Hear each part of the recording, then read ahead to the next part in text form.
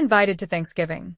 This is only for family, my dad said, casually scooping mashed potatoes onto his plate, as if I were just another stranger at the door. The rest of the table didn't flinch. Not even a glance. My sister dabbed her lips with a napkin, whispered something to her husband, and smirked. That's when I raised my glass of sparkling cider.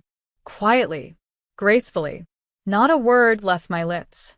But when the toast was over, I walked out. My name is Reagan Silvers, I'm 33. And if you think you know how this ends, stay tuned.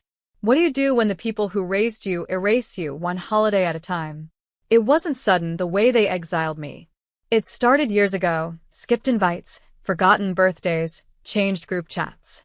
My name slowly vanished from the guest lists until all that was left was silence. But this time they made it official. At their warm candlelit table, surrounded by laughter and apple pie, I was declared not family. The irony? That very night, their house was kept warm with the $8,600 I quietly wired to their utilities last month. Their November lights? Their cozy fireplace? All funded by the girl not invited. So, as I stepped into the icy air outside, I took a deep breath and pulled out my phone. I opened my banking app, hovered over the payments list, and with a calm, controlled swipe, I started pressing cancel. One by one, $8,600 of silence was about to speak louder than all their toasts combined. Inside, they passed gravy. Outside, I walked into the cold. And somewhere between the frost and the fury, I decided this Thanksgiving wouldn't go to waste. They thought I'd just disappear. But some ghosts don't haunt. They build. The thermostat clicked off before dessert was even cleared. My sister texted, "Is the heater broken again?" LOL. I ignored it. By midnight, Mom messaged me directly. "Can you check the heating payment? It's freezing in here." I stared at my screen. They still hadn't realized. That warmth they'd taken for granted, the quiet comfort of always having someone responsible in the background, that was me. While they toasted Ezra's new condo. While they forgot my birthday 3 years in a row. While they removed me from the group family portrait that still hung above the piano. I was the shadow keeping the lights on. The one paying the gas bills they thought magically auto-covered. But this was my silence. My signature. My closure. I went to bed with my phone buzzing on the nightstand. The next morning, I made cinnamon pancakes. My kitchen filled with sunlight. Spotify played jazz. I ate slowly, syrup dripping down the sides, peace finally audible in every bite. 8:37 a.m. My phone rang. Dad. Declined. 8:40. Emma. Declined. By 9:15, there were 14 missed calls, 6 voicemails, and 1 frantic group chat revival with my name. All caps. Suddenly, I was Reagan Honey again.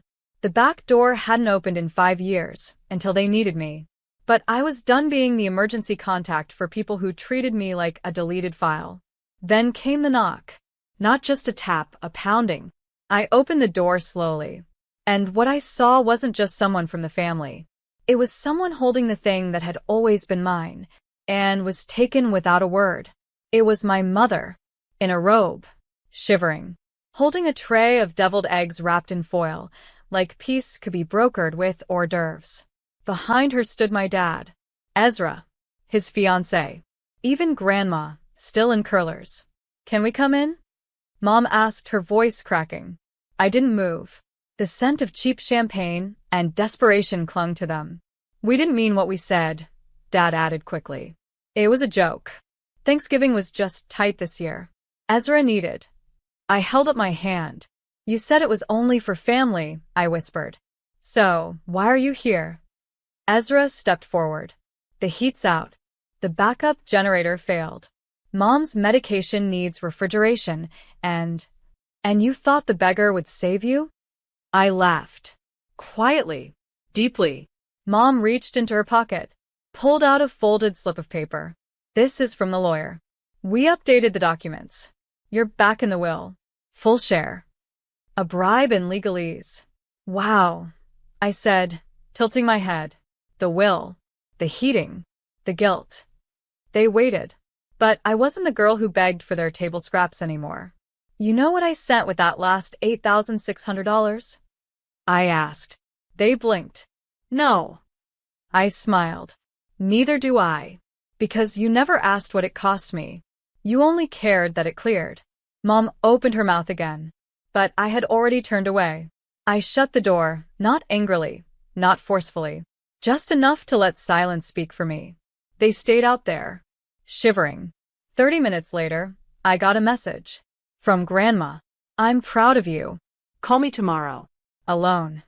That night, I made a different kind of toast. One for the version of me who finally knew. Family isn't who you're born to. It's who sees you and stays. By morning, the family group chat had resurrected me. Green circle, please just respond. Green circle, the heat's still out. Mom's getting worse. Green circle, can you help, even just a little? I sip my coffee. Let the phone vibrate against the countertop like a broken apology. It wasn't about revenge. It was about remembering who I'd become. For 11 years, I had paid more than anyone ever asked. For birthdays, I wasn't invited to. For repairs I never got thanked for. For love that came with a receipt and 0 returns. So, I did something they never expected. I showed up at their door with a contractor And a clipboard. Dad opened the door, red-nosed, beaten by the cold. Are you here to help? I handed him the clipboard. What's this? An estimate. I'm willing to fix your heating. But this time, I'll invoice it properly. Mom stumbled out from behind, her lips chapped, eyes wide. You're charging us? Yes, I said softly. Like you taught me to charge the world for anything that matters. They stared. Let me be clear, I continued. No charity. No strings. This is a contract. Like adults. Ezra's fiancé burst out laughing. Seriously? You're making your family sign a contract. I turned to her. Sweetheart, I don't work for exposure. I paid for my seat at this table. I just realized it wasn't worth the price. Mom started crying. Dad signed the paper, with shaking hands. As the contractor got to work, I left. No hugs. No warmth. Just truth. I didn't need to burn the bridge. They finally saw who'd been keeping it from collapsing all along. The invoice must have haunted them. Because 2 days later I got a call, not from Mom, not from Dad, but from Ezra. Hey, he said, voice all syrup. Can we talk? I stared at the name on my screen. My brother, the golden one. The one they all toasted when I opened my restaurant. The one who got a promotion party while I cut ribbons alone. I didn't speak. Okay, listen, he added. That SUV you used to drive, it still runs? I blinked. Why? Mom's car died. Dad's using mine. She's been stuck. Ezra, I said slowly, why are you asking me this? He paused. Because you always fix things. I almost laughed. Ezra, I said, I'm not a wrench. Or a backup plan. He sighed. So that's a no? I didn't answer.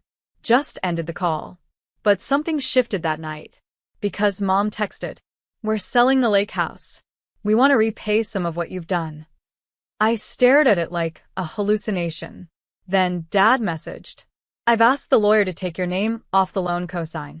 It was wrong of us. I sat in silence. No music. No TV. Just the hum of my own worth echoing louder than their apologies. They weren't changing because they understood. They were changing because I stopped cushioning their falls. And that was power. I stood at the window, watching the snow fall outside. For once, it didn't feel cold. For once, I wasn't the outsider pressing my face to the glass. I was the one inside, with the heat fully paid. I didn't reply to Mom's message. I didn't ask about the lake house, or the loan, or Ezra's silence. Instead, I did something I'd never done before. I reserved the largest table at Bellevue, the same place they always booked for family milestones. But this time, the reservation was under my name. No shared bill. No silent exclusion. I arrived early, the staff smiling as they lit the candles. It was just me. and a thick manila envelope beside my plate.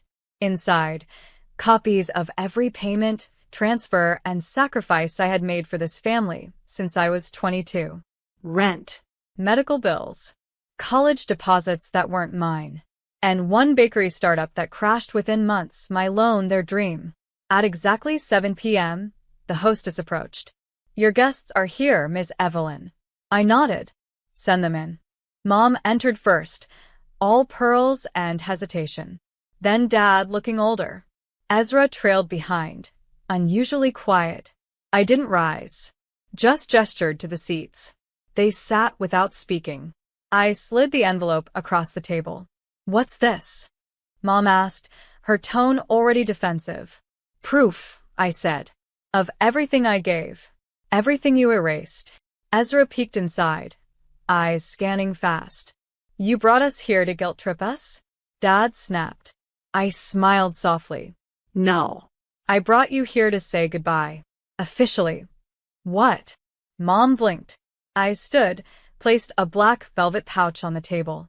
Inside was the key to the old family cabin, the one I restored alone. The one they always borrowed for vacations. "You won't need this anymore," I said. I changed the locks. Then I turned, one step at a time. No tears, no rage, just calm. Let them sit in the candlelight with the weight of every forgotten favor. I didn't look back. Not this time. I thought that would be the end of it. But endings never come clean when ego's involved. 2 days after the Bellevue dinner, Mom showed up at my restaurant, alone, wrapped in faux humility. "I was in the area," she said, stepping inside without asking. "Thought I'd see the place. It's cute." Cute. The kitchen went silent. Even the dishwasher paused. I took a slow breath, wiping my hands on a towel. "Need something?" She hesitated, fingers toying with the pearl clasp around her throat. I wanted to talk. About the family. About fixing things. I raised an eyebrow. Fixing or reclaiming? She didn't answer. Instead, she stepped toward the wall of framed photos. Soft openings, culinary awards, write-ups in glossy magazines. Photos she never attended, moments they never asked about. "I saw Ezra this morning," she said. "He's not doing well. Lost the car. His promotion's under review." I said nothing. "And your father? He's struggling to pay for the cabin repairs." I nearly laughed. The same cabin they locked me out of, the same one they decorated with family-only signs at Christmas. Mom finally turned to face me. "We made mistakes," she admitted. "But family's still family. Right?" That word again. Family. The one they used like a velvet rope, wrapping it around who they wanted, shutting out who they didn't. I tilted my head. "Do you want forgiveness?" I asked. "Or access?" Her mouth parted, but no words came. Behind me, my sous chef called out, a soft reminder that orders were piling up. I turned, walked back to the line. And as I plated the duck confit, I felt it. Not anger, not sadness, but a kind of quiet, sovereign peace. The kind you earn, the kind no one can take. They never said sorry. Not properly. Not once. What came instead were half-offers. A dinner invite. A forwarded funny meme. A photo from my childhood captioned, "Good times, right?" I didn't respond. Not out of bitterness, but because I had no space left for performance. The next holiday came and went. I worked a double shift that day, not because I had to, but because it felt better than sitting at a table where love came with a receipt. The restaurant thrived. Customers asked about the signature drink named Second Daughter. I'd smile and say, "It has a quiet kick." Sometimes I caught Ezra across the street, just staring through the window. Once he came in, hat in hand, eyes unsure. He looked around, took in the warmth, the laughter, the photos of regulars who'd become family. He didn't speak. Just nodded, like he finally understood what I built without them. And I finally stopped waiting. Stopped wishing they'd recognize my worth without requiring proof. It's funny. I once thought revenge would feel like thunder, but it turns out it feels like silence. The kind where no one's calling you a burden. Where no one's mocking your dreams over dinner. Where no one's draining your light just because they gave you life. Now, when I close up each night, I don't replay old fights. I just lock the doors, wipe the counters, and breathe deep. Peace is not the absence of noise. It's choosing who gets to speak into your story. And this story? This one ends with me walking home under soft streetlights, keys in hand, head held high. Not broken. Not bitter. Just done.